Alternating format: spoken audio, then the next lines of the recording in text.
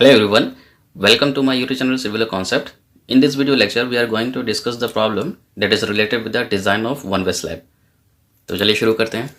जैसे कि आप स्क्रीन पे एक क्वेश्चन देख रहे हैं, that design a simply supported one way slab supported on masonry walls. Clear span of slab is 3 meter and live load on the slab is 4 kN per meter square. आपको use करना है M20 grade of the concrete और Fe415 steel. अच्छा, यहाँ पर देखिए आपको one way slab design करने के लिए बोल रहा है और आपको और भी डायमेंशंस गिवन नहीं है, यानी आपको थिकनेस गिवन नहीं है और साथ में आपको सपोर्ट का विथ भी नहीं दिया हुआ है। लेकिन हाँ, ये वन वे स्लैब है, ये क्लियर कट आपको बताया गया है और ये मेजनरी वॉल्स पे सपोर्टेड है, यानी आपको सिंपल सपोर्ट दिया गया है। तो चलिए मूव करते हैं इसके सॉल्यूशन पार्ट की तरफ। देखिए, अपने स्टेप 1 में क्या करेंगे, एस्टिमेट करेंगे preliminary thickness of the slab को। यानी कि हम जब स्लैब की डिज़ाइन करेंगे तो इनिशियल स्टेज में हम लोगों को कुछ थिकनेस को एज्यूम करना पड़ेगा और फिर सारे उसको क्राइटेरियाज को सेटिस्फाई कराते हुए हम लोग देखेंगे मेरा थिकनेस कितना निकल कर आता है। तो सबसे पहले क्या करेंगे, जो basic thickness of the slab है उसको हम लोग कैसे कैलकुलेट करेंगे, तो हम L इफेक्टिव बाई D का जो रेशियो होता है, जो डिफ्लेक्शन चेक के लिए हम लोग लगाते हैं, तो उसी फॉर्मूला का यूज़ करते हुए हम लोग यहाँ पर थिकनेस को एस्टिमेट करेंगे। तो क्या हो जाएगा, L इफेक्टिव बाई D के जो वैल्यू होगा, L बाई D जो बेसिक वैल्यू आता है, जो स्टैंडर्ड वैल्यू आता है, इनटू मॉडिफिकेशन फैक्टर से मल्टीप्लाई करना पड़ेगा। तो यहाँ पर देखिए कि जो बेसिक वैल्यू है L बाई D का, तो ये हमको पता होता है डिफ्लेक्शन का। डिफ्लेक्शन चेक जब लगाते हैं तो IS 456-2000 से हमको पता होता है। जैसे L बाई D यहाँ पर सिंपल सपोर्ट है तो उसकी जो वैल्यू हो जाएगी L बाई D की कितनी हो जाएगी, 20 हो जाएगा। लेकिन आपको मॉडिफिकेशन फैक्टर 2 भी निकालना पड़ेगा और यहाँ पर ध्यान दीजिए कि आपको L इफेक्टिव भी निकालना है। तो जब भी हम सिंपल सपोर्ट के लिए, स्लैब के लिए या बीम के लिए L इफेक्टिव की जो वैल्यू निकालते हैं वो क्या होता है, clear span plus effective depth या clear span plus W/2 plus W/2, इन दोनों में से जो मिनिमम होगा उसको L इफेक्टिव लेते हैं। लेकिन आपका यहाँ पर इफेक्टिव थिकनेस तो दिया नहीं है, सॉरी इफेक्टिव डेप्थ तो दिया नहीं है, तो आप क्या करेंगे, रफली L इफेक्टिव की जो वैल्यू है clear span plus W/2 plus W/2 से एस्टिमेट कर लेंगे। लेकिन यहाँ पर प्रॉब्लम क्या है कि आपका विथ ऑफ द सपोर्ट भी गिवन नहीं है। तो आप क्या करेंगे, विथ ऑफ द सपोर्ट को अज्यूम कर लेंगे 230 mm का, और 230 mm को एज्यूम करते हुए यहाँ से आप L इफेक्टिव वैल्यू निकाल लेंगे। तो L इफेक्टिव इक्वल टू क्या हो जाएगा, ये हो जाएगा 3 मीटर और प्लस 230 mm का है, तो जब आप इसको मीटर में कन्वर्ट करेंगे तो ये हो जाएगा 0.23 मीटर। तो 0.23/2 प्लस 0.23/2, तो L इफेक्टिव वैल्यू जो रफली कैलकुलेट होकर आया है 3.23 मीटर है। ओके, अब हम बात करते हैं मॉडिफिकेशन फैक्टर 2 की। तो मॉडिफिकेशन फैक्टर 2 किन दो बातों पर डिपेंड करता है, एक तो परसेंटेज ऑफ टेंसाइल रिइंफोर्समेंट पे, दूसरा FS की वैल्यू पर डिपेंड करता है। जहाँ पर परसेंटेज ऑफ टेंसाइल रिइंफोर्समेंट आपको तो पता नहीं है क्योंकि आप डिज़ाइन कर रहे हैं, तो आपको परसेंटेज ऑफ टेंसाइल रिइंफोर्समेंट पता ही नहीं होगा। तो यहाँ पर क्या है, एक थंब रूल से हम लोग रफली वैल्यू लेकर चलते हैं 0.3% से लेकर 0.6% का। और रही बात FS की वैल्यू, तो ये फार्मूला से हम जानते हैं 0.58 into FY into AST required divided by AST provided. तो जनरली क्या होता है कि ST रिक्वायर्ड और ST प्रोवाइडेड दोनों पास पास होते हैं, तो इसकी वैल्यू को हम लोग 1 एस्टिमेट कर लेते हैं, एज्यूम कर लेते हैं। तो उस कंडीशन में जब FS की वैल्यू आप निकालेंगे तो simple FS is equal to 0.58 into FY निकाल लेंगे। यहाँ पर ध्यान दीजिए, जो आपने FI जो एज्यूम किया है, सॉरी जो आपका क्वेश्चन में गिवन है वो 415 ग्रेड ऑफ द स्टील है, तो 0.58 को 415 से मल्टीप्लाई करेंगे तो आपको 240 न्यूटन पर mm स्क्वायर की वैल्यू मिल जाती है। अब हम बात करेंगे MF2 इन दोनों वैल्यू, यानी कि आप जो PT की जो वैल्यू को आपने इतने से इतने रेंज के बीच में कुछ अज्यूम कर लेंगे और FS की वैल्यू आपने यहाँ से कैलकुलेट कर लिया, तो मॉडिफिकेशन फैक्टर 2 के वैल्यू को आप इजीली कैलकुलेट कर सकते हैं। तो चलिए देखते हैं। देखिए, आप IS 456-2000 फिगर नंबर 4 और पेज नंबर 38 में आप देखेंगे कि वहाँ पर आपको मॉडिफिकेशन फैक्टर 2 की वैल्यू निकालने का एक ग्राफ बताया हुआ है वहाँ पे। तो हमने क्या किया कि PT की वैल्यू को 0.5% अज्यूम कर लिया है और FS की वैल्यू आपने 240 न्यूटन पर mm स्क्वायर निकाला था। तो एक्चुअल में हम मॉडिफिकेशन फैक्टर 2 की वैल्यू निकालेंगे कैसे, देखिए उस फिगर नंबर 4 में आप जब जाएंगे तो देखेंगे एक्स एक्सेस पे आपको परसेंटेज ऑफ टेंसाइल रिइंफोर्समेंट दिया है और आपको कुछ कर्व्स दिए रहेंगे FS की वैल्यू, जैसे 240, 190 एंड समथिंग एल्स। तो हमने 0.5% जब एज्यूम किया है PT की वैल्यू को, यानी परसेंटेज ऑफ टेंसाइल रिइंफोर्समेंट को, जो एक्स एक्सिस वहाँ पर एस्टिमेट कर लेंगे कहाँ पर आ रहा है और कौन से, यानी कि FS is equal to 240 newton पर mm स्क्वायर वाला जो कर्व है जहाँ पर कट करेगा उसके करस्पॉन्डिंग वैल्यू आपको मॉडिफिकेशन फैक्टर की वैल्यू दी होगी। तो यहाँ पर मैंने उस ग्राफ का यूज़ करते हुए जो मॉडिफिकेशन फैक्टर 2 की जो वैल्यू का एस्टिमेट किया है 1.25 है।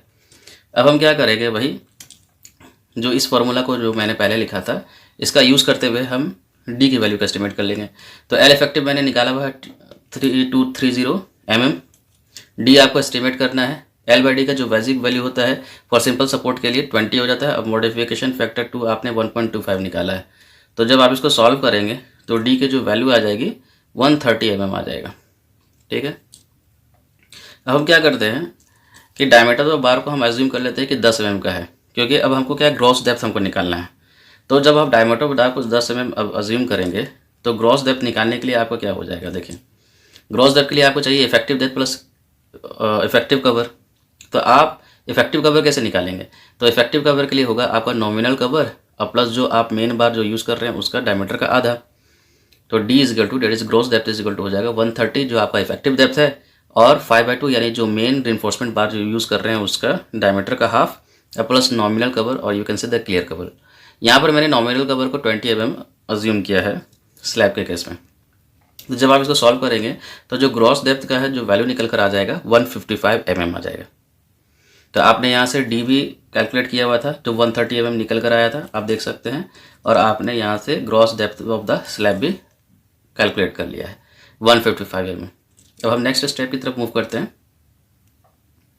देखिए नेक्स्ट स्टेप में क्या हो जाएगा, आपको कैलकुलेट करना पड़ेगा bending moment, basically maximum bending moment, यानी कि जो लोड कंडीशंस दिए हुए हैं उस लोड कंडीशंस का यूज़ करते हुए हम लोग मैक्सिमम बेंडिंग मोमेंट या you can say the design bending moment या फैक्टर मोमेंट हमको कैलकुलेट करना है।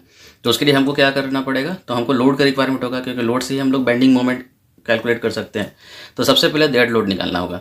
तो डेड लोड कैसे निकालेंगे, अच्छा यहाँ पर एक बात मैंने बताना भूल गया कि जब भी हम स्लैब का जब डिज़ाइन करते हैं तो स्लैब के डिज़ाइन के लिए हम लोग शॉर्टर स्पैन के अलॉन्ग 1 मीटर का स्ट्रिप को मानते हुए डिज़ाइन करते हैं। ठीक है, तो यहाँ पर वही मैंने cross sectional area of the slab लिया है, लेकिन 1 मीटर ऑफ द स्ट्रिप के लिए। तो ये 1 मीटर आपका हो गया स्ट्रिप और 0.155 हो गया आपका ग्रॉस डेप्थ। 155 mm आया था, उसको हमने मीटर में कन्वर्ट कर लिया, डेट इज़ 0.155 मीटर।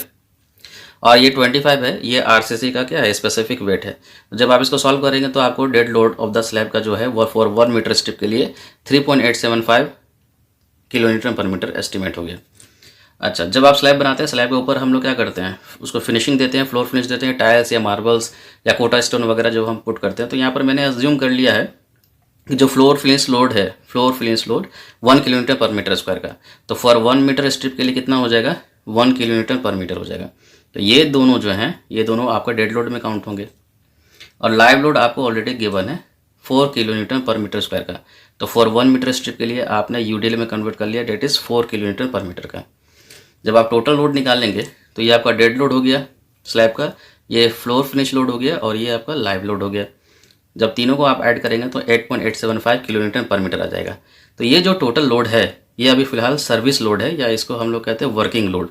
इसको अभी कन्वर्ट करना है फैक्टर लोड में, या you can say design load में। तो डिज़ाइन लोड या फैक्टर लोड में कन्वर्ट करने के लिए हम 1.5 से क्या करेंगे, मल्टीप्लाई करेंगे इस लोड में। तो मेरा एस्टिमेटेड जो वैल्यू आ जाएगा 13.3125 किलोमीटर पर मीटर का। क्लियर है। अब इस फैक्टर लोड का हम यूज़ करते हुए क्या करेंगे, बेंडिंग मोमेंट यानी कि डिज़ाइन बेंडिंग मोमेंट को कैलकुलेट कर लेंगे, जिसको हम लोग फैक्टर्ड बेंडिंग मोमेंट भी कहेंगे। सिंपल सपोर्ट है तो सिंपल सपोर्ट के लिए सिंपल जो फार्मूला होता है बेंडिंग मोमेंट का WL इफेक्टिव स्क्वायर बाय 8। तो आपने फैक्टर्ड लोड का वैल्यू लिख दिया 13.3125। आपका जो L इफेक्टिव है अभी 3.23 आप लेके चल रहे हैं, उसका स्क्वायर कर दिया डिवाइडेड बाई 8। तो जब आप सॉल्व करेंगे इसका जो वैल्यू निकल कर आएगी 17.36 किलोमीटर मीटर, और you can say 17.36 into 10⁻⁶ Newton mm। तो आपने यहाँ पर डिज़ाइन बेंडिंग मोमेंट और you can say the factored bending moment निकाल लिया है। अब इस क्या करेंगे अगले स्टेप में, इस फैक्टर्ड बेंडिंग मोमेंट के लिए मेरा स्लैब का थिकनेस कितना होना चाहिए, दैट इज़ डी रिक्वायर्ड की वैल्यू निकालेंगे।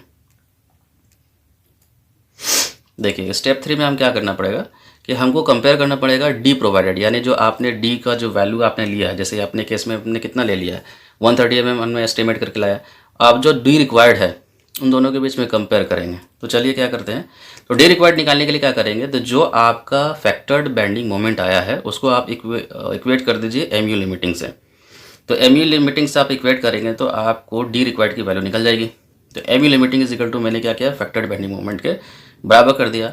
और एम यू लिमिटिंग का जो वैल्यू होता है, जो फार्मूला होता है, Q F C K B D square होता है। जहाँ पर ये याद रखिए, जो डी का वैल्यू यहाँ से निकलेगा वो डी रिक्वायर्ड की वैल्यू निकलेगी। तो मैंने क्या किया कि डी रिक्वायर्ड निकालने के लिए क्या किया, ये हो जाएगा square root of the M U divided by Q F C के इंटू बी। याद देखिएगा बी जो हमने 1 मीटर जो का स्ट्रिप जो मान के रखा है वही मेरे बी की वैल्यू होती है। हम लोगों ने कैलकुलेट किया हुआ था एम यू की वैल्यू 17.36 इंटू 10⁶ न्यूटन एम। और जो क्यू है यहाँ पर 0.138 हो गया, क्योंकि हमारा जो क्वेश्चन है उसमें गिवन है एफ वाई की वैल्यू कितनी, 415। For the value 415 the value will be of 0.138 for the Q. और एफ सी की आपको 20 है, और बी जैसा कि मैंने बोला है कि 1000 mm हो जाएगा। यानी कि जो हम 1 मीटर के स्ट्रिप वाली जो स्लैब को मान के हम जो डिज़ाइन कर रहे हैं अलॉन्ग द शॉर्टर स्पैन, तो बी का वैल्यू आपका 1000 mm हो जाएगा। तो आपका यहाँ से क्या निकल कर आ जाएगा, डी रिक्वायर्ड की वैल्यू निकल कर आ जाएगी। तो डी रिक्वायर्ड आपने कहते निकाले 79.3 mm निकाला। तो जो कि आपके डी प्रोवाइडेड, यानी आप तो 130 mm पुट कर रहे हैं और आपका डी रिक्वायर्ड की जो वैल्यू 79.3 mm आया। तो डी प्रोवाइडेड आपका ज़्यादा है as compared to D required, यानी कि आपका सेक्शन क्या हो गया, अंडर इन्फोर्स हो गया, ओके है। ठीक है, अब मेरा सेक्शन अंडर इन्फोर्स सेक्शन हो गया। अब हम क्या करेंगे, यहाँ तक मेरा जो हमने डी प्रोवाइडेड किया था यानी कि 130 mm जो आप प्रोवाइड करते हैं यानी वो ओके है। तो अब आप नेक्स्ट स्टेप की तरफ मूव करेंगे। स्टेप 4 में क्या बोल रहा है कि find area of the main enforcement bars, यानी कि अब आपने डायमेंशन ऑफ द स्लैब का आपने यानी कि थिकनेस आपने एस्टिमेट कर लिया है। अब बारी आती है कि area of the main bars कैसे कैलकुलेट करेंगे। तो देखिए एस टी यानी कि area of the main bars के लिए क्या फॉर्मूला जो हम यूज़ करेंगे, 0.5 F C K by F Y into 1 minus root over 1 minus 4.6 M U divided by F C K B D square into B into D. जहाँ जहाँ B का जो वैल्यू है यानी कि जो विथ है या जो ब्रॉडनेस आएगी बी की जो वैल्यू आएगी वहाँ पर आप 1000 mm पुट करेंगे, क्योंकि हमने स्लैब का डिज़ाइन के लिए ऐसा एजम्पशन लेकर रखा है कि हमें 1000 mm यानी कि 1 metre of strips along the shorter span के लिए हम डिज़ाइन करते हैं। ठीक है, तो ये सारा वैल्यू आप पुट करेंगे। पुट करने पर आपकी जो वैल्यू एस टी की वैल्यू एस्टिमेट होकर आएगी 394.94 mm स्क्वायर। अच्छा, ये जो एस टी की जो वैल्यू निकल कर आया है तो हम एस टी मिनिमम के क्राइटेरिया से चेक करेंगे कि एस टी मिनिमम से ये वैल्यू ज़्यादा होना चाहिए। तो स्लैब के केस में जब एस टी मिनिमम आप कैलकुलेट करेंगे तो वो होता है आपको 0.12% of B into D for the case of H Y S D. अगर यहाँ पर माइल्ड स्टील होता तो यहाँ पर 0.15% of the B into D हो जाता। यहाँ पर आप H Y S D bar use कर रहे हैं तो इस कंडीशन में आप क्या यूज़ करेंगे, 0.12% of the B into D यानी कि gross cross sectional area of the slab. तो जब आप इसको सॉल्व करेंगे वैल्यू पुट करने पर बी का वैल्यू आप 1000 mm पुट करेंगे, डी आपने 155 mm निकाला था, तो एस टी मिनिमम का वैल्यू आपकी निकल कर आ गई 186 mm स्क्वायर, जो कि आपका क्या है, जो आप एस टी प्रोवाइड कर रहे हैं वो क्या ज़्यादा है एस टी मिनिमम से। तो ये क्राइटेरिया को फुलफिल किया, सेटिस्फाई किया, हेंस ओके। अब हम क्या करेंगे, जो एस टी आपने 394.94 mm स्क्वायर पुट किया है उसके कंडीशन में आप कितना स्पेसिंग प्रोवाइड करेंगे वो निकाल लेते हैं। तो 1000 बाई एन, एन क्या है, नंबर ऑफ बार्स है। नंबर ऑफ बार कैसे निकालते हैं, एस टी यानी ग्रॉस क्रॉस सेक्शन यानी कह सकते हैं total cross sectional area of the S T divided by एक बार होगा एस टी। तो ये क्या चलेगा, ऊपर चला जाएगा, यानी कि 1000 into S T divided by S T. ये जो एस टी है आपका एक बार का क्रॉस सेक्शनल एरिया है। आप क्या कर रहे हैं, एज्यूम कर लिए हैं कि 10 mm का आप सरिया यूज़ कर रहे हैं, तो यहाँ पर 10 mm को बार का यूज़ करते हुए हम क्या करेंगे, यहाँ पे स्पेसिंग को एस्टिमेट कर लेंगे। तो आपका जो स्पेसिंग निकल कर आया 198.86 mm आया। तो हम क्या कर रहे हैं, 10 mm का सरिया यूज़ कर रहे हैं, 10 mm का रिइंफोर्समेंट यूज़ कर रहे हैं, बट द स्पेसिंग हम प्रोवाइड कर रहे हैं 190 mm सेंटर टू सेंटर। तो यहाँ से देखिए 190 mm centre to centre provide करेंगे तो यहाँ पर क्या हो जाएगा, आपने स्पेसिंग क्या किया है, जो आपकी स्पेसिंग निकल कर आ रही थी 198 का, आपने स्पेसिंग प्रोवाइड कर दिया 190 mm का। तो इस कंडीशन में क्या हो रहा है, आप स्पेसिंग कम कर रहे हैं, यानी कि आपका जो नंबर ऑफ बार्स है वो भी बढ़ेंगे, यानी कि कह सकते हैं कि आपका एस टी की जो वैल्यू है वो ओवरऑल इंक्रीज कर जाएगी। चलिए स्टेप नंबर 5 में अब हम क्या करेंगे, एरिया ऑफ द डिस्ट्रीब्यूशन बार को कैलकुलेट करेंगे। इसको कैसे एस्टिमेट करते हैं, देखिए एस टी जो डिस्ट्रीब्यूशन बार के लिए यहाँ पर मैंने एस टी डी लिखा है, डी फॉर डिस्ट्रीब्यूशन बार। तो एस टी डिस्ट्रीब्यूशन बार के लिए हम लोग मिनिमम रिइंफोर्समेंट बार्स क्राइटेरिया को यूज़ करते हुए कैलकुलेट कर लेते हैं। तो for H Y S D क्या होता है 0.12% ऑफ बी इंटू डी। तो ये जो सब वैल्यू पुट करेंगे तो वैल्यू निकल कर आ जाती है 186 mm स्क्वायर का। हम यहाँ पर क्या कर रहे हैं कि 8 mm का सरिया यूज़ कर रहे हैं फॉर द डिस्ट्रीब्यूशन रिइंफोर्समेंट। तो उस कंडीशन में जो आपकी स्पेसिंग निकल कर आ जाएगी 1000 into π/4 into 8 square divided by S T minimum. तो 270.24 mm का आपका स्पेसिंग निकल कर आया। तो आप क्या कर रहे हैं कि 250 mm का centre to centre spacing provide कर रहे हैं और 8 mm का सरिया यूज़ कर रहे हैं। यहाँ पर भी आपने स्पेसिंग कम किया है, तो इस कंडीशन में जो आपका जो AST मिनिमम है तो इस क्राइटेरिया को भी फुलफिल कर देगा, क्योंकि जो आपका ST प्रोवाइडेड इस कंडीशन में, किसके केस में, डिस्ट्रीब्यूशन के केस में, जो आप ST निकालेंगे वो क्या हो जाएगा, एक्सीड कर जाएगा इससे, तो इस क्राइटेरिया को भी सेटिस्फाई कर दिया एक्चुअल में। तो इसलिए यहाँ पर हम लोग इसी क्राइटेरिया को लेकर चलते हैं और यहाँ पर हम लोग डिज़ाइन कर लिए डिस्ट्रीब्यूशन बार को। आपने एक्चुअल में डिज़ाइन पार्ट कैलकुलेट कर लिया, यानी कि सब कुछ कर लिया, आपने थिकनेस निकाल लिया और ग्रॉस डेप्थ निकाल लिया, आपने सरिये निकाल लिए, यानी कि मेन रिइंफोर्समेंट बार भी निकाल लिया है और डिस्ट्रीब्यूशन बार भी निकाल लिया। अब आप जो भी क्राइटेरिया को चेक करना चाहेंगे, जैसे कि अब हम क्या करेंगे, अब स्लैब को हम लोग डिफरेंट क्राइटेरियाज के लिए चेक करेंगे कि ये सेफ़ है कि नहीं। तो चलिए सबसे पहले चेक लगाते हैं, चेक फॉर क्रैक्स लगा देते हैं। तो ये एक्चुअल में आप स्पेसिंग से चेक कर सकते हैं। फॉर मेन रिइंफोर्समेंट बार्स के लिए क्या करेंगे, जो आपका जो स्पेसिंग जो आप प्रोवाइड करने वाले हैं, it should not be less than minimum of this two, यानी कि 3D या 300 mm से कम नहीं होना चाहिए। 3D की बात करेंगे तो 390 mm और 300 mm, तो इन दोनों से जो मिनिमम है 300 mm से कम नहीं होना चाहिए आप जो मेन रिइंफोर्समेंट बार के लिए स्पेसिंग प्रोवाइड कर रहे हैं। लेकिन आपने तो मेन रिइंफोर्समेंट बार के लिए स्पेसिंग 190 mm का प्रोवाइड कर रखा है, जो कि 300 mm से क्या है, कम है। तो इस क्राइटेरिया को क्या किया, सेटिस्फाई कर दिया, यानी कि मेन रिइंफोर्समेंट वाला जो चेक फॉर क्रैक्स के लिए आप लगा रहे हैं वो क्राइटेरिया सेटिस्फाई हो गया। अब हम डिस्ट्रीब्यूशन बार के लिए बात करेंगे।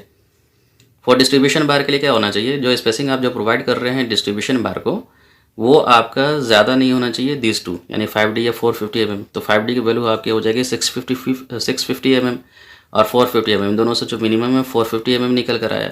तो जो आप डिस्ट्रीब्यूशन रिइंफोर्समेंट के लिए स्पेसिंग प्रोवाइड कर रहे हैं वो 450 mm से ज़्यादा नहीं होना चाहिए, लेकिन आपने डिस्ट्रीब्यूशन रिइंफोर्समेंट के लिए कितना स्पेसिंग प्रोवाइड कर रखा है, 250 mm। तो ये क्राइटेरिया को भी आपका सेटिस्फाई कर चुका है, हैंस ओके, यानी आपने चेक फॉर क्रैकिंग जो लगाया है वो आपका क्राइटेरिया फुलफिल कर रहा है, यहाँ पर आपका सेफ है। अब हम बात करेंगे चेक फॉर शेयर के लिए। स्टेप नंबर 7 में मूव करते हैं, चेक फॉर शेयर लगा देते हैं। देखिए जब आप चेक फॉर शेयर लगाएंगे ना तो आपको क्रिटिकल सेक्शन को डिफाइन करना पड़ेगा, यानी कि आपका क्रिटिकल सेक्शन कौन सा होगा। तो आप जैसे कि कोड में आप देखेंगे तो कोड में आपको क्या दिया है कि सिंपल सपोर्ट के केस में जब आपका स्लैब या बीम होता है तो critical section from the face of the support से D डिस्टेंस इफेक्टिव डेप्थ तक होता है दोनों तरफ से। तो उस कंडीशन में ये आपका क्या हो गया, क्रिटिकल सेक्शन हो गया। तो यहाँ पर जो क्रिटिकल सेक्शन आपका निकल कर आया तो उस कंडीशन में आपका जो शेयर फोर्स है वो हम एस्टिमेट करेंगे, ठीक है। वो कैसे करेंगे, देखिए आपने लोड जो लेकर आया है डिज़ाइन लोड आपने पहले ही कैलकुलेट किया हुआ है, यहाँ पर आप देख सकते हैं। तो आप कैसे निकालेंगे शेयर फोर्स, तो शेयर फोर्स निकालने के लिए आप क्या करेंगे, देखिए आपका जो इफेक्टिव जो पार्ट हो जाएगा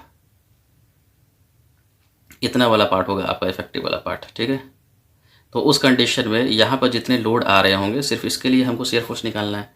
तो यहाँ तक के लिए जितना लोड आएगा क्या करेंगे, W इंटू ये डिस्टेंस। तो ये डिस्टेंस आपका कितना हो जाएगा, ये आपका क्लियर डिस्टेंस यहाँ से यहाँ तक दिया हुआ है, उसमें से ये D और ये D माइनस करेंगे तो आपको ये वाला डिस्टेंस निकल जाएगा। और आपका जो लोड है फैक्टर लोड है ये दिया हुआ है।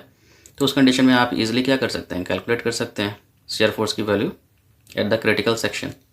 तो आपका जो शेयर फोर्स की वैल्यू है वो क्रिटिकल सेक्शन के केस में क्या हो जाएगा, W into L minus 2D divided by 2, और आप यहाँ से एस्टिमेट कर लेंगे इजीली। तो आपका वैल्यू पुट करना है 13.3125 आपका फैक्टर लोड की वैल्यू है, L आपका क्लियर स्पैन है और 2 इंटू D आपका क्या है इफेक्टिव डेप्थ जो आपने 130 mm कैलकुलेट किया था मीटर में कन्वर्ट कर दिया 0.13 मीटर आ गया, 2 इंटू 0.13 डिवाइड बाई 2। तो ये सॉल्व करेंगे तो आपका जो शेयर फोर्स की वैल्यू है आपका एस्टिमेट होकर आ जाएगा 18.24 किलो न्यूटन का। क्लियर है यहाँ तक। अब आप क्या करेंगे, इस लोड की वजह से इस शेयर फोर्स की वजह से कितना शेयर स्ट्रेस डेवलप हो रहा है वो एस्टिमेट कर लेंगे। तो VU divided by B into D, B याद रखिएगा आप 1 मीटर वाला जो स्ट्रिप आप लेके चल रहे हैं यानी 1000 mm का, और D आपका इफेक्टिव डेप्थ हो गया। तो सब वैल्यू पुट कीजिए, 18.24 किलो न्यूटन आया था, उसको न्यूटन में कन्वर्ट करने के लिए 1000 से मल्टीप्लाई किया और डिवाइड बाई यहाँ 1000 हो गया और 130। जब आप इसको सॉल्व करेंगे तो इसकी वैल्यू निकल कर आएगी 0.14 न्यूटन पर mm स्क्वायर। तो ये जो टॉवी है एक्चुअल में ये शेयर स्ट्रेस है ना। अब हम क्या करेंगे, शेयर चेक लगाने के लिए जो आपका शेयर स्ट्रेस की वैल्यू निकल कर आ रही है वो आप चेक करेंगे, टॉसी मैक्स की वैल्यू निकालेंगे और टॉसी मैक्स के आधे के वैल्यू से ये वैल्यू क्या होनी चाहिए, कम होनी चाहिए। कौन सी वैल्यू, टॉवी की वैल्यू। और उसी तरीके से फिर आप टॉसी की वैल्यू निकालेंगे, और टॉसी के लिए फिर आप यहाँ पर स्लैब के केस में क्या हो जाता है, के इंटू टॉसी होता है। तो आप के इंटू टॉसी की वैल्यू निकालेंगे, उसकी जो वैल्यू है के इंटू टॉसी की वैल्यू आपको टॉवी से ज़्यादा होना चाहिए, यानी कि टॉवी की वैल्यू कम होना चाहिए के इंटू टॉसी से। तो ये दोनों का क्राइटेरिया को सेटिस्फाई करेगा तो आपका जो स्लैब है शेयर के अगेंस्ट क्या हो जाएगा, सेफ रह जाएगा। तो टॉसी मैक्स की वैल्यू यहाँ पर मैंने देखिए 2.8 निकाला है for the M20 grade of the concrete.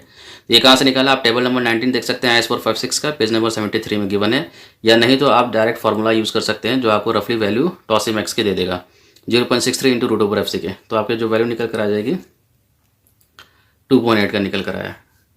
यहाँ पर न्यूटन पर mm² इसका यूनिट होगा। तो आप क्या कर रहे हैं कि टॉसी मैक्स को 0.5 से मल्टीप्लाई करेंगे तो वैल्यू आ जाएगा 1.4 न्यूटन पर mm² का। तो जो आपकी टॉवी वैल्यू निकल कर आई थी वो टॉसी मैक्स के आधे से क्या होना चाहिए, कम होना चाहिए। तो टॉवी आपका 0.14 न्यूटन पर mm² आया है, और 0.5 टाइम्स ऑफ द टॉसी मैक्स की वैल्यू 1.4 न्यूटन पर mm² है, यानी कि आपको टॉवी की वैल्यू लेस देन है 0.5 टाइम्स ऑफ द टॉसी मैक्स से। तो यानी कि इस क्राइटेरिया में अब ये सेटिस्फाई कर गया है। अब हम बात करेंगे टॉसी वैल्यू को निकालेंगे। तो टॉसी वैल्यू बेसिकली दो वैल्यू पर डिपेंड करेगा, आपका ग्रेड ऑफ द कॉन्क्रीट कैसा है और आपका टेंसाइल का जो रिइंफोर्समेंट का परसेंटेज क्या है।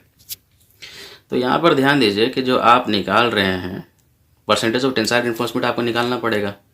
तो याद रखिए कि जो आपने स्पेसिंग प्रोवाइड किया है मेन रिइंफोर्समेंट का 190 mm सेंटर टू सेंटर किया है।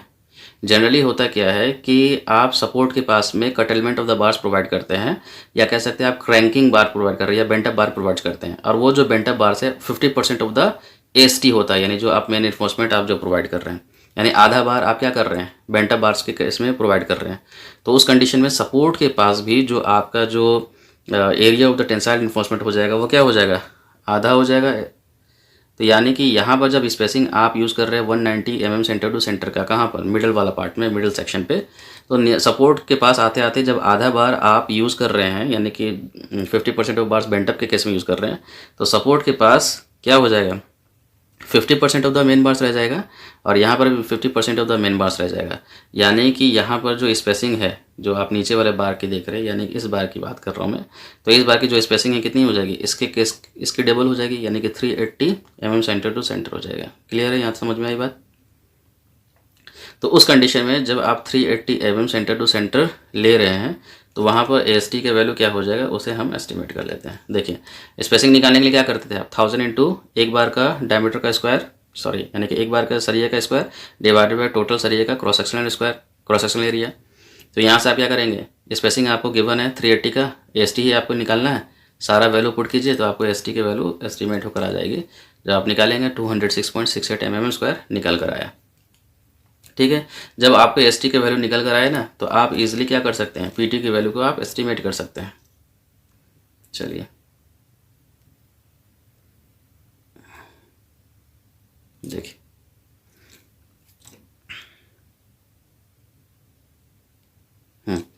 तो परसेंटेज ऑफ टेंसाइल रिइंफोर्समेंट निकालने के क्या करेंगे, जो आपका AST निकल कर आया near the support divided by B into D into 100 करेंगे तो आपकी वैल्यू निकल जाएगी। तो ये आपने निकाला 206.68, आपका B यानी कि 1000 mm का जो स्ट्रिप वाला जो मान के चल रहे हैं वो इंटू D यानी कि 130 mm जो आपका इफेक्टिव डेप्थ की वैल्यू इंटू 100 करेंगे तो PT की जो वैल्यू आपको निकल कर आएगी 0.15% निकल कर आया, और M20 grade of the steel है। तो हम क्या कर रहे हैं, टेबल नंबर 90 जो पेज नंबर आपको 73 में गिवन है IS-456 2000 के, वहाँ से आप क्या करेंगे टॉसी की वैल्यू को निकालेंगे। तो for the value of 0.15% of the tensile reinforcement and M20 grade of the concrete, तो टॉसी की जो वैल्यू निकल कर आएगी कितनी आएगी, 0.28 न्यूटन पर mm² आया। यानी आपने क्या किया, टॉसी की वैल्यू 0.28 न्यूटन पर mm² निकाल लिया for the grade of the concrete M20 and the percentage of tensile reinforcement as 0.15%। ठीक है, टेबल नंबर 19 से पेज नंबर 73। अब हम क्या करेंगे, के की वैल्यू को निकालेंगे, डेट इज़ 1.3 निकल कर आया for the depth of 155 mm। ये आपने कहाँ से निकाला, क्लॉज नंबर 40.2.1.1 IS-456 2000 के पेज नंबर 72 में गिवन है, तो वहाँ से आप के की वैल्यू निकाल लेंगे। यहाँ पर देखिए, तो के इंटू टॉसी आप मल्टीप्लाई करेंगे तो जो वैल्यू आपको निकल कर आ रहा है 0.364 आ रहा है। तो टॉवी आपने जो निकाला है और के इंटू टॉसी दोनों के बीच में कंपेयर करेंगे तो टॉवी का जो वैल्यू है वो कम होना चाहिए के इंटू टॉसी से। तो आपने टॉवी के वैल्यू जो निकाला था 0.14 न्यूटन पर mm² आया था, के इंटू टॉसी की वैल्यू है 0.364 न्यूटन पर mm² है, तो इसको सेटिस्फाई कर रहा है, हैंस ओके। यानी आपने देखा कि आपका जो स्लैब है वो शेयर में भी सेटिस्फाई कर रहा है, शेयर में भी ये सेफ है। अब हम स्टेप नंबर 8 की तरफ मूव करेंगे। चेक फॉर बॉन्ड लगा देते हैं, बॉन्ड का चेक लगा देते हैं। तो इसको चेक करने के लिए जो आप फार्मूला जो यूज़ कर रहे हैं वो कहाँ से आया, L D is less than और equal to 1.3 M1/V plus L nought. सबके बारे में बताते हैं। तो सबसे पहले ये फार्मूला कहाँ से आया, क्लॉज नंबर 26.2.3.3 सी से आया है, पेज नंबर 44 में आप देख सकते हैं, IS 456/2000 के। तो यहाँ पर एल डी क्या है, डेवलपमेंट लेंथ होता है बेसिकली। इसका फार्मूला क्या होता है, 0.87 FY × 5 divided by 4 times of the top A D. ये आपको आया है क्लॉज नंबर 26.2.1 IS 456/2000 से। तो टॉप एडी की वैल्यू क्या हो जाएगी, फॉर द प्लेन रिइंफोर्समेंट के लिए 1.2 न्यूटन पर mm² होता है, for the grade of the concrete M20। जैसे कि आप देख सकते हैं ये कहाँ से आया, IS 456/2000 क्लॉज नंबर 26.2.1.1 से पेज नंबर 43 में आपको टॉप एडी की वैल्यू दी हुई है। ये लेकिन जो वैल्यू है वो फॉर द प्लेन रिइंफोर्समेंट है, लेकिन आप जो यूज़ कर रहे हैं HYSD है ना, FE415 मतलब HYSD है, but we are using FE415, then top A D की वैल्यू क्या हो जाएगी। तो आप क्या करते हैं, कोड में बताया हुआ है, तो उस केस में जो आप प्लेन बार के लिए टॉप एडी निकाल रहे हैं उसमें 60% का और क्या कर दीजिए, इजाफा कर दीजिए, यानी आप 1.6 से मल्टीप्लाई कर दीजिए। तो जो वैल्यू निकल कर आया 1.92 न्यूटन पर mm²। क्लियर है, तो टॉप एडी आपने निकाल लिया। तो यहाँ से आप एल डी वैल्यू आराम से निकाल सकते हैं, 0.87 FY × 5 divided by 4 × top A D value put कीजिए। तो यहाँ से आपको जो एल डी वैल्यू निकल कर आया उसको मैंने अप्रॉक्सीमेटली 470 mm ले लिया है। अब क्या करते देखिए, M1 क्या है बेसिकली वो देखिए। तो moment of resistance of the section assuming all the reinforcement at the section to be stress to FD मतलब कि design stress of the steel. तो डिज़ाइन क्या होता है, design tensile stress of the steel कितना होता है, 0.87 FI होता है। यानी कि आप M1 निकालिए ये मान करके कि आपका जो सरिये हैं, जो रिइंफोर्समेंट है वो अपने डिज़ाइन इल्ड वैल्यू को अचीव कर लिए, यानी कि वहाँ पर जो स्ट्रेस की वैल्यू है 0.87 FY के बराबर है। तो M1 आप कैसे निकालेंगे, C इंटू लीवर आर्म या T इंटू लीवर आर्म, यानी कि टेंशन इंटू लीवर आर्म या कंप्रेशन इंटू लीवर आर्म के कैसे निकाल सकते हैं। लेकिन यहाँ पर प्रॉब्लम क्या है कि आपको डेप्थ ऑफ न्यूट्रल एक्सिस नहीं गिवन है। तो C इज आप जानते हैं 0.36 FC के B इंटू XU होता है, lever arm D minus 0.42 XU होता है, लेकिन आपको XU निकालना पड़ेगा। तो XU आप कैसे निकालेंगे, compression is equal to tension करके आप इजीली कैलकुलेट कर सकते हैं, that is 0.87 FY into ST divided by 0.36 FC के इंटू B आपका वही 1000 mm वाला पट्टी। तो आप यहाँ पर देखिए ST का वैल्यू आपका कितना निकल कर आ रहा है, 280.5 mm² है, जो आपका क्रिटिकल सेक्शन के केस में था। ठीक है, तो आप क्या किए, XU के वैल्यू सब वैल्यू पुट अप करते हैं, तो आपका XU की वैल्यू जो निकल कर आती है 14.07 mm निकल कर आया। तो आप फिर क्या करेंगे, M1 का वैल्यू निकाल लेंगे। M1 क्या हो जाएगा, ये आपका हो जाएगा कंप्रेशन वाला पार्ट, लीवर आर्म वाला पार्ट, यानी कि 0.36 FC के into B into XU divided by into D minus 0.42 XU। सारे वैल्यू पुट करने पर आपको जो M1 की वैल्यू निकल कर आएगी 12.57 इंटू 10⁶ न्यूटन mm। तो आपने M1 को एस्टिमेट कर लिया। अब हम क्या करेंगे, V निकाल लेंगे। तो V बराबर क्या हो जाएगा, WL इफेक्टिव बाई 2। अच्छा याद रखिएगा, जो शेयर फोर्स होता है at the centre of the support पे मैक्सिमम होता है, इसलिए मैंने L इफेक्टिव की वैल्यू लिया। L इफेक्टिव मैंने सेंटर टू सेंटर सपोर्ट से लिया। ठीक है, तो यहाँ से आप वैल्यू पुट कीजिए, 13.3125 आपको फैक्टर लोड की वैल्यू दिया हुआ है। L इफेक्टिव आपने निकाला था 3.23, डिवाइड बाई 2 कीजिए, तो आपका जो वैल्यू निकल कर आया 21.5 किलो न्यूटन, जिसको मैंने न्यूटन में कन्वर्ट किया है 21.5 इंटू 10⁻³ न्यूटन से। अब आप क्या कीजिए कि 1.3 इंटू M1 बाई V का वैल्यू को आप एस्टिमेट कर लीजिए। तो 1.3 हो गया, M1 का वैल्यू आपने 12.57 इंटू 10⁻⁶ न्यूटन mm निकाला था, और यहाँ पर आपने V का वैल्यू निकाला है 21.5 इंटू 10⁻³। तो आपने इसको कैलकुलेट किया तो 760 mm आ गया। तो यहाँ पर देखिए आपने LD का वैल्यू 470 mm निकाला था, और इतना ही जो वैल्यू है L नोट आपने निकाला नहीं, लेकिन इतना ही वैल्यू जब सेटिस्फाई कर ले रहा है तो इतना लगाएंगे तो और ज़्यादा वैल्यू एक्सीड कर जाएगा। तो इतना ही जब सेटिस्फाई कर रहा है तो उसको चेक, आप L नोट की वैल्यू नहीं निकाले तो चलेगा। लेकिन बेसिकली L नोट का जो वैल्यू होता है वो कितना होता है, वो या तो D होता है यानी इफेक्टिव डेप्थ, या 12 times of the diameter of the bar, इन दोनों में से जो मैक्सिमम होता है उसको L नोट लेते हैं। और L नोट क्या होता है, सेंटर ऑफ द सपोर्ट से बियॉन्ड जो आप एक्स्ट्रा जो लेंथ बार को प्रोवाइड करेंगे वो होता है, ये एनकरेज लेंथ होता है। ठीक है, चलिए ये वाला सेटिस्फाई कर दिया कंडीशन को, यानी कि आपका जो स्लैब है वो बॉन्ड में भी सेफ है। स्टेप नंबर 9 की बात करते हैं, चेक फॉर डिफ्लेक्शन लगा लेते हैं। हालांकि मैंने डिफ्लेक्शन का ही फॉर्मूला यूज़ करते हुए D की वैल्यू एस्टिमेट की थी, तो वो तो सेटिस्फाई है, लेकिन फिर भी यहाँ पर देखिए कैसे किया जाता है।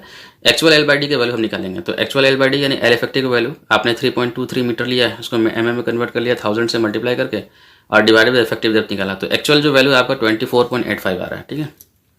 और जो maximum L by D value, जो अलाउेबल एल बाई डी कहेंगे जिसको, वो क्या हो जाएगा, एल बाई डी जो बेसिक है इंटू मॉडिफिकेशन फैक्टर। तो बेसिक जो वैल्यू है वो 20 हो जाता है एल बाई डी का, और मॉडिफिकेशन फैक्टर जाहिर सी बात है जो मैंने पहले डिस्कस किया था, परसेंटेज ऑफ टेंसाइल इन्फोर्समेंट और एफएस की वैल्यू पर डिपेंड करेगा।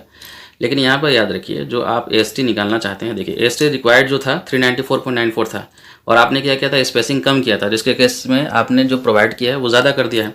तो यहाँ पर आपने इस तरीके से निकाल लिया 413.36 mm²। तो यहाँ पर जो एएसटी का जो वैल्यू आप पुट करेंगे ना, तो ये एएसटी प्रोवाइडेड वाला पुट करेंगे।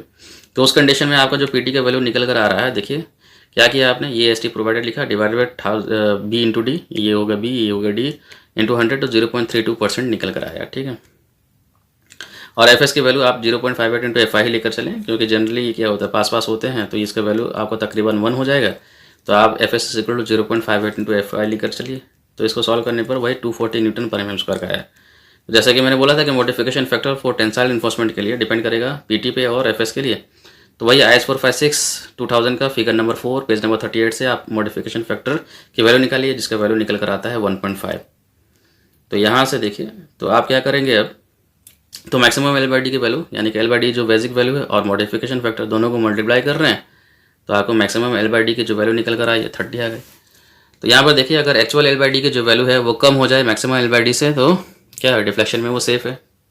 तो 24.85 आया, ये 30 है, तो ये लेस देन है मैक्सिमम एल बाई डी से, हैंस ओके। तो आपका डिफ्लेक्शन चेक भी लग गया, आपने तकरीबन सारा चेक लगा दिया है। अब बारी आती है लास्ट स्टेप की, दैट इज स्टेप नंबर 10 में आप रिइंफोर्समेंट डिटेलिंग की बात करेंगे। अच्छा, रिइंफोर्समेंट डिटेलिंग के लिए भी आपको कोड है, जिसको हम लोग हैंडबुक कहते हैं, SP34 पेज नंबर 122 देखेंगे, मैंने वहीं से आपका डिटेलिंग का पार्ट लिया है। तो देखिए ये वाला जो पार्ट है आपका, क्लियर स्पैन यहाँ से यहाँ तक आपका 3 मीटर दिया हुआ है, ठीक है, ये स्लैब मान के चलिए। और इसका जो यहाँ से देखिए आपने क्या किया, ये मेन बार्स मैंने पुट किया, सॉरी, यहाँ पे देख सकते हैं आप, डिटेलिंग में आप देख सकते हैं, इसका मैं PDF भी वीडियो लिंक के डिस्क्रिप्शन में डाल दूंगा, आप इजीली वहाँ से चेक कर सकते हैं। तो मैंने क्या किया कि ये वाला सेक्शन कट किया, देखिए यहाँ से सेक्शन कट किया है एक, और इस सेक्शन को हमने नीचे की तरफ दिखाया है, ये वाला पार्ट देख सकते हैं आप, ठीक है। तो आप देख सकते हैं क्या क्या किया मैंने, ये सेक्शन को कट किया है। तो यहाँ पर आपका क्या हो जाएगा, अलोंग द जो शॉर्टर स्पैन है आप मेन रिइंफोर्समेंट को पुट करते हैं, ये वाला मेन रिइंफोर्समेंट हो गया, और जो ग्रीन वाला आप देख रहे हैं वो क्या हो गया, डिस्ट्रीब्यूशन रिइंफोर्समेंट है, ठीक है। देखिए ये सेक्शन कट करने पर आपको कुछ इस तरीके से दिखेगा, मैं एनलार्ज करके दिखा रहा हूँ। आपने तो SP34 पेज नंबर 122 से आप इसकी डिटेलिंग को और इजीली समझ सकते हैं। तो चलिए मैं कुछ एक्सप्लेन कर देता हूँ। आपने क्या किया है कि ये बेंटा बार्स यहाँ पर प्रोवाइड किया है, ठीक है। तो ये मैंने बताया नहीं, यहाँ से यहाँ तक का डिस्टेंस कितना होगा, जनरली देखिए ये वाला जो बार जहाँ से आपने बेंट अप शुरू किया है और फेस ऑफ द सपोर्ट तक का जो डिस्टेंस होगा, generally 0.1 times of the length होता है, इफेक्टिव लेंथ होता है एक्चुअली। और यहाँ पर आपका मेन रिइंफोर्समेंट बार है, जिसको आपने AST से दिखाया है, ठीक है। और ये जो ग्रीन से मैंने दिखाया है वो डिस्ट्रीब्यूशन बार्स है। याद रखिएगा, जब आप बेंट अप बार्स प्रोवाइड करते हैं तो यहाँ पर आपको मिनिमम 2 रिइंफोर्समेंट बार्स प्रोवाइड करने होते हैं, क्लियर है। और यहाँ पर देखिए जो फेस ऑफ द सपोर्ट है, जो फेस ऑफ द सपोर्ट है यहाँ से, और आप यहाँ पर जो डिस्ट्रीब्यूशन बार्स जो आप पुट करेंगे, इन दोनों के बीच का डिस्टेंस है वो P/2 से ज़्यादा नहीं होना चाहिए, ठीक है। और ये जो P देख रहे हैं एक्चुअली में पिच कहते हैं, ये आप कह सकते हैं सेंटर टू सेंटर स्पेसिंग कह सकते हैं, ठीक है। तो यहाँ से P यहाँ पर पुट किया गया, लेकिन फेस ऑफ द सपोर्ट से जो आप पहला डिस्ट्रीब्यूशन बार पुट करेंगे वो P/2 से ज़्यादा नहीं होना चाहिए उसकी डिस्टेंस। और यहाँ पर देखिए ये जो फेस ऑफ द सपोर्ट आप देख रहे हैं, वहाँ से लेकर जहाँ तक आपका सरिया गया है अंदर तक, ये जो डिस्टेंस है ये होता है LD/3, यानी कि डेवलपमेंट लेंथ जितना आप प्रोवाइड कर रहे हैं उसका 1/3। आप देख सकते हैं यहाँ पे जो ST आप प्रोवाइड किए थे, ठीक है। और जब बेंटअप के कंडीशन में प्रोवाइड कर रहे हैं तो ये जो बेंटअप वाला जो पार्ट हो जाएगा वो कितना हो जाएगा, आधा होता है ST हो जाएगा, 0.5 टाइम्स होता है ST हो जाएगा। सिमिलरली यहाँ पे भी 0.5 टाइम्स होता है ST हो जाता है, क्लियर है। और इसमें देख लेते हैं डिटेलिंग में क्या दिया, जैसे देखिए यहाँ पर जहाँ पर आपका बार ख़त्म हुआ और ये जहाँ पर आपका ये एक्सटीरियर पार्ट है स्लैब का, इसको हम लोग कहते हैं एंड कवर। तो एंड कवर हम लोग कितना प्रोवाइड करते हैं जनरली, ये होता है 25 mm या 2 टाइम्स होता है डायमीटर ऑफ द बार, ठीक है। और ये हो गया आपका क्लियर कवर, ठीक है। क्लियर कवर मैंने यहाँ पर 20 mm का प्रोवाइड किया है। वो कितना होता है 15 mm या 1 times of the diameter of the bar according to the code, है ना। और ये देख सकते हैं आप, ये यहाँ से यहाँ तक इसका ग्रॉस डेप्थ है डी है, जिसका वैल्यू मैंने 155 mm लिया था एस्टिमेट करके। चलिए ये हो गया आपका डिटेलिंग का पार्ट, और ये हो गया आपका ये वाला सेक्शन, यानी कि अलोंग द शॉर्टर स्पैन आप जो सेक्शन कट कट करके दिखाए थे, ये वाला पार्ट हो गया। अब हम बात कर लेते हैं अलोंग द लॉन्गर स्पैन। देखिए एक मिनट, देखिए ये वाला सेक्शन अगर आप कट करेंगे तो यहाँ पर आपको क्या दिखेगा, अलोंग द लॉन्गर स्पैन आपको पार्ट दिखेगी। तो यहाँ पर देख सकते हैं, हाँ यहाँ पर देखिएगा जो मेन बार्स जो आप पुट करते हैं ना, वो हमेशा नीचे की तरफ होता है और उसके ऊपर होता है डिस्ट्रीब्यूशन बार्स। तो यहाँ पर आप देख सकते हैं जो पर्पल कलर से मैंने दिखाया है वो मेन बार्स है, और जो ग्रीन कलर से है वो डिस्ट्रीब्यूशन बार्स है। यहाँ पर भी क्या होता है कि जहाँ पर आपका बार फिनिश हो रहा है और जो एक्सटीरियर पार्ट ऑफ द आपका स्लैब है, यानी एंड कवर, यहाँ पर भी आप 25 mm या 2 times of the diameter the bar put करेंगे, ठीक है। और ये आपका क्रॉस डेप्थ हो गया डी। तो ये था आपका डिटेलिंग का part, last step, final step था। आई होप कि मैंने जो यहाँ पर वन वे स्लैब का जो सॉल्यूशन बताया है आपको इजीली समझ में आया होगा। फिर भी अगर कोई कुछ क्वेरी होता है तो आप नीचे कमेंट बॉक्स में कमेंट कर सकते हैं, और आपको ये पूरा जो सॉल्यूशन जो मैंने यहाँ पर एक्सप्लेन किया है आपको मैं डिस्क्रिप्शन बॉक्स में लिंक दे दूँगा, आप वहाँ से ईजिली देख सकते हैं। तो चलिए मिलते हैं फिर नेक्स्ट क्लास में, तब तक के लिए बाय बाय, थैंक यू।